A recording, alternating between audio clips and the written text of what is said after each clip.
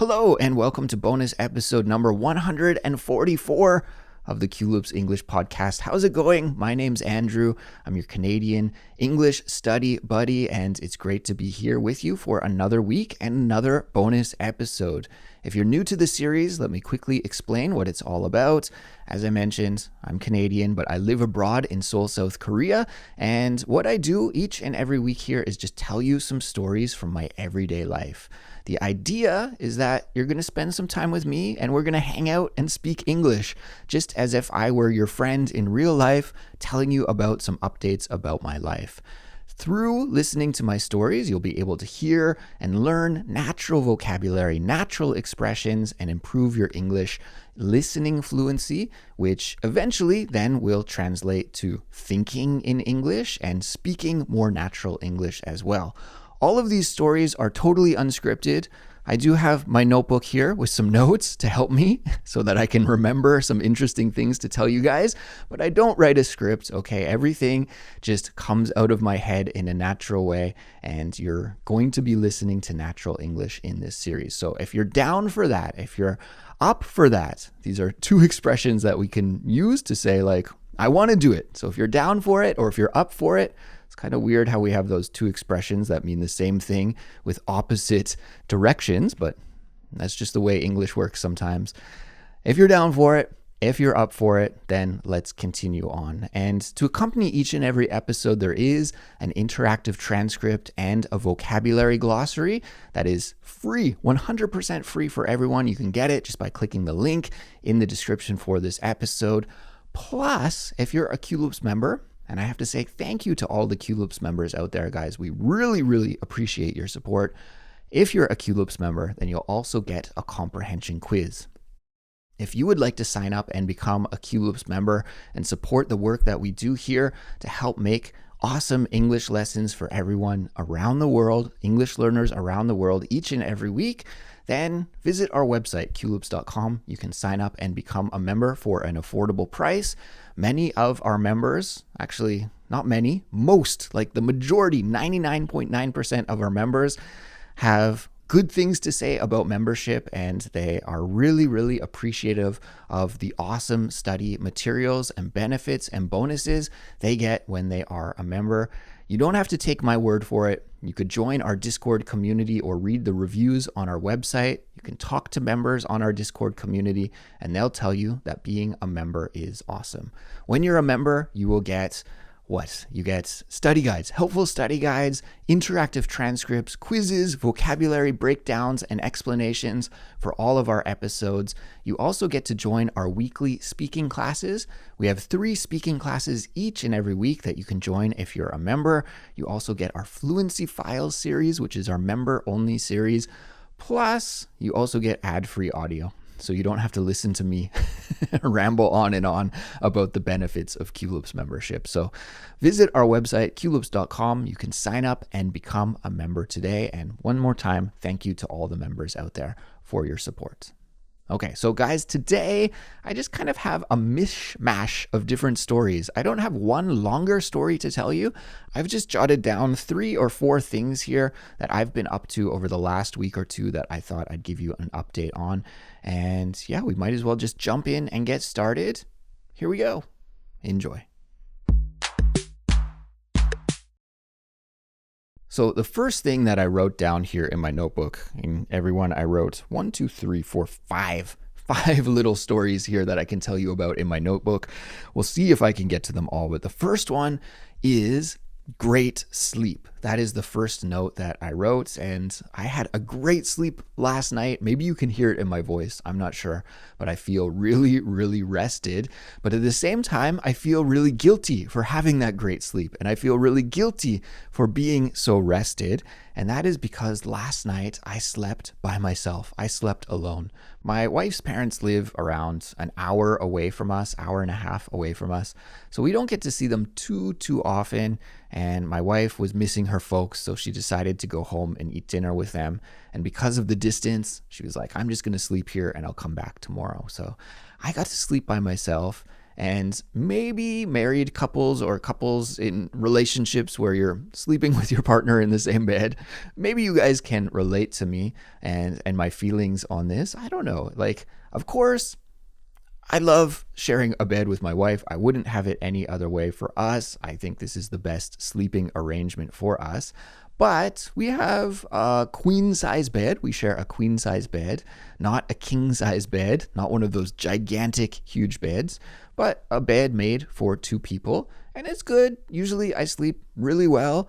But for whatever reason, when I get the whole queen size bed to myself, I can starfish and I can sleep super, super well. I don't know, maybe just because it's a once in a while thing. Or maybe I would have slept really well anyways. I'm not sure. But last night I was able to starfish out. And to starfish is an expression we use to talk about people who sleep by spreading their arms and their legs out as far as they can go. So you look almost like a starfish with your head being 1 point and your arms being 2 points and your legs being the third and fourth point, so that you have the full 5 points, just like a starfish does. So yeah, I starfished last night in the bed by myself and I slept really well. And that was the first point here in my notebook. My wife's on her way back home now, so I don't think I will be able to starfish again tonight, but I did enjoy it for one night. The next thing that I have written down here in my notebook, everyone, is recording gone wrong. Oh, I've been doing Culips now for over 10 years, believe it or not. It's been over a decade. And for the first time in over a decade, I wasted my time when recording an episode because I stupidly forgot to turn on my microphone before hitting the record button. So I actually recorded a whole bonus episode and I told what I thought was a really funny and interesting story about, well, I don't want to spoil it because I'll probably re-record this story because I do think it's an interesting one and a funny one. So I'll re-record it. I just couldn't do it right now after I stupidly hit record on my camera, but I forgot to hit record on my microphone. So that was a waste of time. And I guess I'm kind of thankful that this is the first time it's ever happened in 10 years of doing the Culips English podcast. But yeah, it was disappointing. So I recorded this great story. I'm not going to spoil it because I will record it again here because I really thought the story was funny and a good one to share with you all. But after I recorded it, I went to transfer the files to my computer. And once I did that, I realized, oh no, I didn't click record on the microphone. I only clicked record on the camera. And my camera has a built-in microphone, so it did still pick up my voice, but the built-in mic on the camera is so bad. The audio quality was so bad, but I didn't want to accept that I had wasted my time recording that whole story. It was like a 35-minute story. So I tried my best to salvage the audio recording file from the camera. And to salvage means like to save or repair something so that you can use it. And so I tried my best to salvage that audio file. I actually ended up spending time editing the episode and doing all of the prep for it because I was really confident that I could save that audio file. And you know, I've been doing audio editing for the podcast now, again, for about a decade, and I do have some experience with music recording in the past as well. I don't want to say I'm an audio engineer or anything like that, but I do know a thing or two about audio a little bit. So I was really confident that like, okay, this is not going to sound as good as a regular Culips episode where I get to use my good microphone, but I think it's going to be acceptable. And to tell you the truth, after I worked my magic and tried to save that audio file, I thought it did sound pretty good.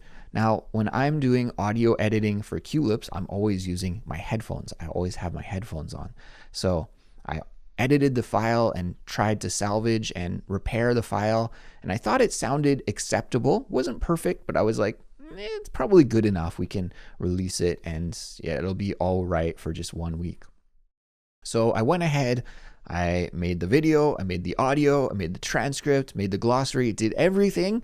And then at the last moment, I thought, oh, I have my headphones on and I'm listening to this file, but many Culips listeners, maybe you're not listening to the audio with headphones where you get that up close listening experience. Maybe you're listening in your car, or maybe you're listening with your iPhone speaker or something like that, right? There are so many different ways that people can choose to listen to audio files. So I thought I better give it a test with my phone speaker. So I transferred the audio file to my phone and I pressed play and I took a listen and it sounded terrible. I was like, no, why didn't I do this from the start? So I don't know. I guess this episode was cursed. It wasn't meant to be because I wasted time recording it and then trying to fix the audio and then editing it and doing all of the steps that go into the production process. And at the end of the day, it didn't sound good through the phone. And then my coworker here at Culips, Yoshi, who does a lot of the work behind the scenes, I sent the episode to him and I said, Yoshi, can you listen to this in your car? Because I know so many Culips listeners listen to the podcast while they're driving, but I don't have a car, so I can't test it that way. And he said, yeah, it doesn't sound very good. I think it's best if we don't release this episode. So I thought that was the wise decision. So we cut that episode out and I'm going to have to redo it from the start. I just couldn't do it today. I couldn't tell that story again. I need to give the story a little bit of time, a little bit of space, and I'll come back to it. But yeah, that was a bit of a disappointment. However, first time it's ever happened in 10 years. So in a decade, mistakes are bound to happen at some point. However, I always try to look at the bright side of things and try and have a positive mental attitude, PMA. And although that was kind of a waste of time trying to prepare that episode, I think there are a couple of good things, or several good things really, that will come of it. First of all, I'm going to be super careful going forward when I record anything to double check that all of my devices, my camera, my audio recorder, everything is plugged in and working. That's going to be a huge priority, and I hopefully won't make that mistake again. And then also, when I do tell you that story, it's going to be even better because I've already practiced telling it once. So probably the end result when I do record that story and that episode in the future will be even better than the original was. So in the next couple of weeks, I'll re-record and upload that story for you guys so you can hear all about it. But yeah, that was a bit of a bummer from the last little while as I was working on that episode. Let's move to the next point in my notebook, which is, I am trying to replace Instagram and social media with a Japanese reading app. So as you guys know, I recently visited Japan, and living here in Korea is great because we are very close to Japan. So it's an easy place to go and visit. And I've been there several times over the last year or two. And I would like to go again in the future. My last trip there ended up being not so good in the end because I got food poisoning and got sick, or I caught a virus and got really sick. I'm not sure what exactly happened, but I was super sick. So I feel like I want to go back in the future. But one thing I noticed as I was there last time is that, wow, my Japanese really, really sucks. It's at 0 and I want to improve that.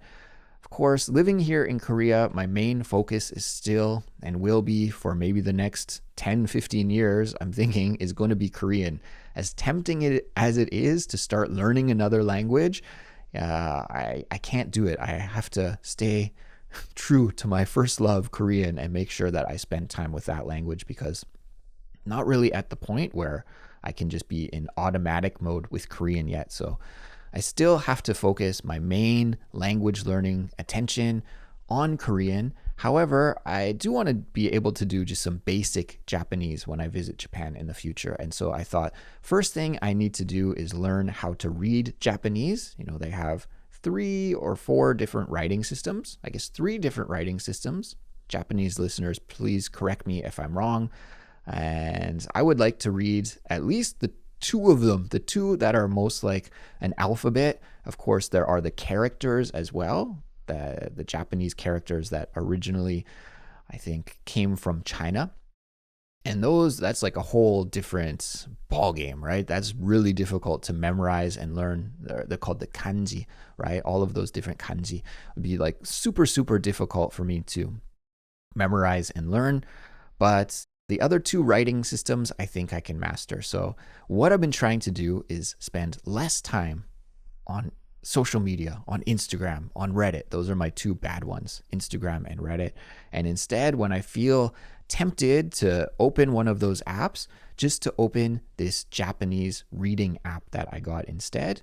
And it's been great. I'm making like slow progress. I'm not really investing a ton of time into it, but just a little bit day by day. And I think when it comes to these things, instead of spending a ton of time with it, it's just like consistency. Doing it on a regular basis helps me to memorize something. And especially now I'm 40 years old, memorizing things, not as easy as it used to be.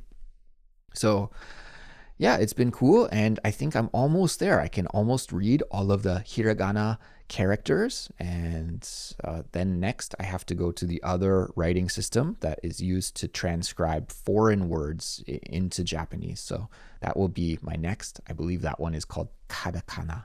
So yeah, slowly but surely working on Japanese, and at the same time trying to minimize social media and doom scrolling, which is just so addictive for me.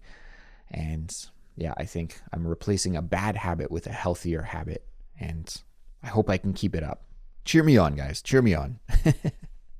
Finally, the last thing that I have written in my notebook here to tell you about is caulking. Caulking. Caulking. Caulking.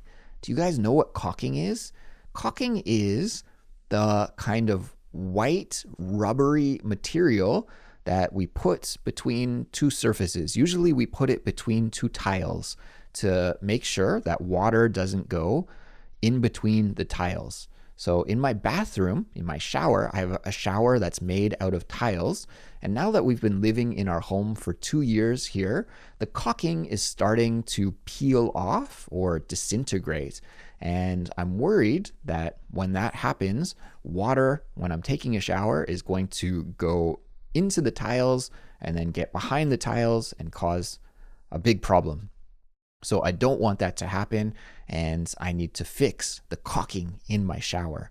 So this is something I've never done before, and something that I must do as a homeowner. It's kind of cool when you're a homeowner. Suddenly, well, it's not kind of cool. It's kind of annoying, actually. Of course, I would like a maintenance-free lifestyle, but nothing in life is free, and you do need to maintain your house to keep it in good order. And so there are little tasks here and there that I've had to learn how to do, or we've had to hire someone to come and fix in our home, just some little things. But this one, I think it can be a DIY. I can learn how to do it myself. So that's my weekend plan. I'm recording this episode Saturday morning for you guys, but after I finish recording this episode, then I'm going to do some caulking, I think. So I need to watch some YouTube videos and figure out how to do this. I've already prepared some of the tools, but I do need to go to the local hardware store and buy some caulking that comes in the tube. And yeah, I've seen people do this a lot. I don't want to underestimate the skill level. I'm sure when I try to do it, it will be more difficult than I'm assuming right now.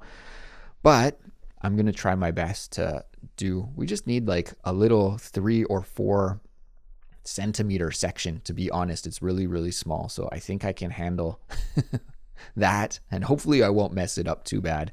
But yeah, I'm kind of looking forward to doing it. I get to learn a new skill, learn how to do some caulking, and keep my home safe and dry and hopefully rot free.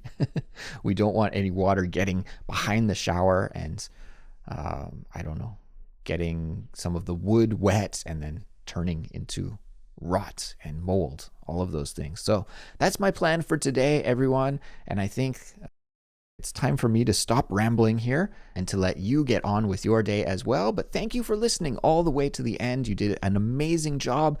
This is what you need to do if you want to improve your English fluency. You need to spend time with the language, listening to the language, and you did that today. So great job.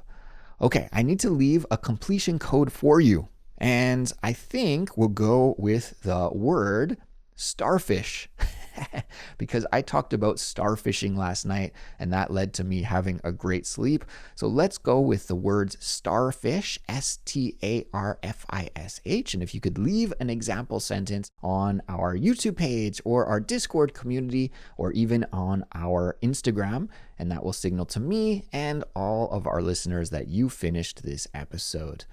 All right, so go. I'm looking forward to reading your example sentences. I think we'll get a lot of funny ones with this word, starfish.